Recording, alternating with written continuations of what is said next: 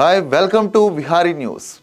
BRS మాజీ మంత్రి ప్రస్తుత ఎమ్మెల్యే హరీష్ రావు కాంగ్రెస్ ప్రభుత్వం గతంలో ఇచ్చిన హామీలపై విరుచుకుపడ్డారు.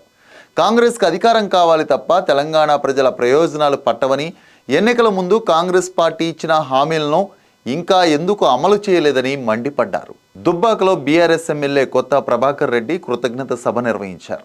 ఈ సందర్భంగా ఎమ్మెల్యే హరీష్ రావు మాట్లాడుతూ వచ్చే పార్లమెంట్ ఎన్నికల్లో బీజేపీ కాంగ్రెస్ పార్టీలకు గుణపాఠం చెప్పాలని వ్యాఖ్యానించారు. ప్రభుత్వం రాలేదని నిరాశపడవద్దని, మనకు ఇది ఒక స్పీడ్ బ్రేకర్ లాంటిదేనని, తెలంగాణకు బీఆర్ఎస్ శ్రీరామ రక్ష లాంటిదన్నారు. గతంలో ఎన్నో విజయాలు అపజయాలు చూశాం, మనకు పూలబాట తెలుసు, ముళ్ళబాట తెలుసునని అన్నారు. అసలు బీఆర్ఎస్ లేకుంటే తెలంగాణనే లేదన్నారు. కాంగ్రెస్ అధికారంలోకి రావడానికి 412 హామీలు ఇచ్చిందని మండిపడ్డారు. తాము అధికారంలోకి రాగానే 200 యూనిట్ల కరెంటు ఫ్రీ అని కాంగ్రెస్ నేతలు అప్పుడు చెప్పారని, ఇప్పుడు మాత్రం ముక్కు పిండి మరీ కరెంటు బిల్లులు వసూలు చేస్తున్నారని ఎద్దేవా చేశారు. అలాగే అధికారంలోకి రాగానే రైతు బంధు 15,000 ఇస్తామన్నారు. ఇచ్చారా అని ప్రశ్నించారు. కేసీఆర్కు రైతుల మీద ఉన్న ప్రేమ కాంగ్రెస్కు ఉందా అని నిలదీశారు. అలాగే 4,000 పింఛన్ ఇస్తామన్నారు. ఇచ్చారా? కాంగ్రెస్ అధికారంలోకి రాగానే 9వ తేదీన 2 లక్షల రుణమాఫీ అని చెప్పి ఇప్పుడు మాట తప్పారన్నారు.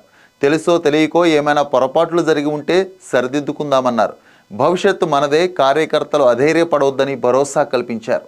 ఏడాది తర్వాత ఖచ్చితంగా ప్రజలు మళ్ళీ మనల్నే ఆదరిస్తారనే నమ్మకం ఉందని ఆశాభావం వ్యక్తం చేశారు.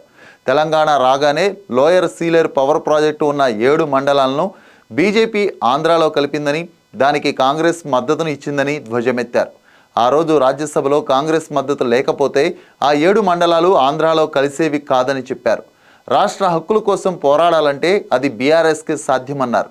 రేపు పార్లమెంట్ ఎన్నికల్లో ఓట్లు అడగాలంటే కాంగ్రెస్ ఇచ్చిన హామీలు నెరవేర్చాలన్నారు.